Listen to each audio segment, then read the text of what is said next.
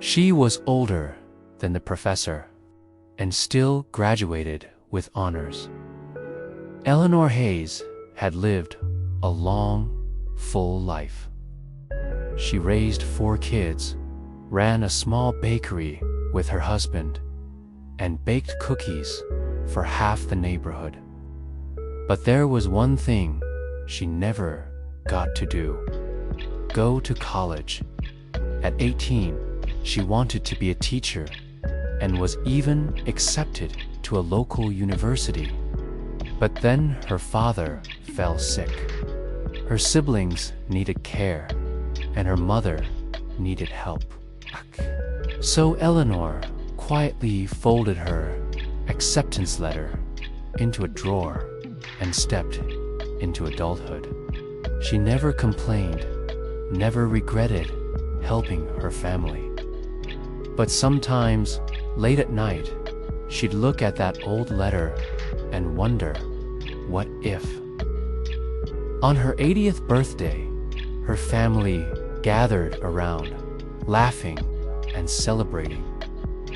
Instead of gifts, her children asked her a question. "Mom, if you could do anything right now, what would it be?" Eleanor smiled. It was meant to be a light-hearted question, but she surprised everyone, including herself, when she whispered, "I want to finish school." There was a moment of silence, then smiles, then cheers. "Grandma, then do it. Why not?" Eleanor laughed nervously. "I'm 80 years old. I'll be the oldest person there." Her grandson shot back, "So what? You'll also be the bravest." That night, Eleanor sat alone with her tea, staring at her old acceptance letter. Her hands trembled as she picked up the phone and dialed the local university. "Hello, I'd like to apply." When Eleanor first walked onto campus, it felt like stepping into another world. Students rushed past with laptops and headphones. Someone on a skateboard nearly ran into her. She felt ancient. Her first class was English composition. When she entered the room, the young professor looked up, blinked, and then smiled warmly. "Welcome. Choose any seat you like." Whispers filled the room. Is she auditing? Is she a guest speaker? No. I think she's a student. Eleanor lifted her chin proudly. Yes, she told them, I'm a student, and I'm here to learn. From that moment on, everyone respected her deeply. But college wasn't easy. She had trouble using the online portal. Her hands shook when typing essays. She constantly forgot her passwords and needed help carrying her heavy textbooks. One night, completely overwhelmed by assignments, she almost quit. Her granddaughter found her crying at the dining table. "Grandma, what's wrong?" Eleanor took a shaky breath. "I don't belong here." Olivia gently wiped her tears. "You belong anywhere you choose to be." Then she helped Eleanor finish her essay, staying up with her until midnight. Slowly, Eleanor started to thrive.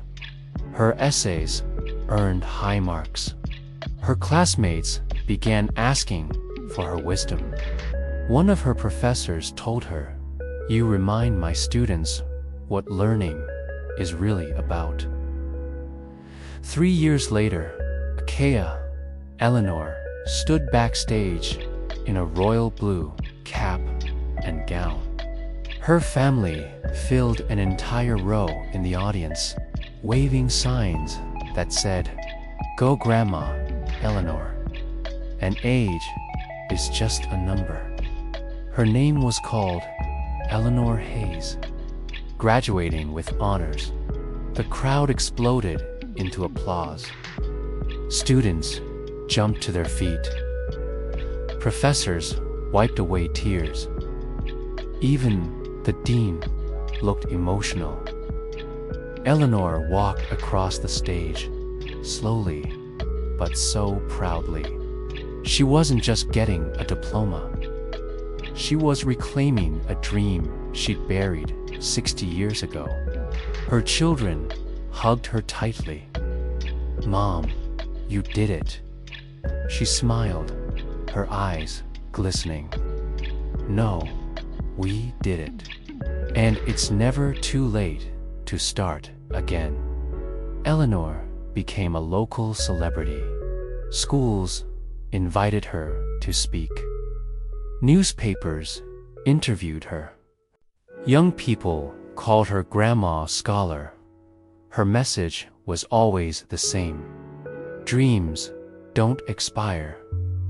People give up on them, but they don't give up on you. She inspired thousands to go back to school, learn a new skill, or chase a passion they had put aside. And every morning, she hung her diploma above her kitchen table, not to brag, but to remind herself, it's never too late, never too old, never too impossible. Thanks for watching. If you were inspired by Eleanor's story, please like and subscribe for more content that celebrates the human spirit.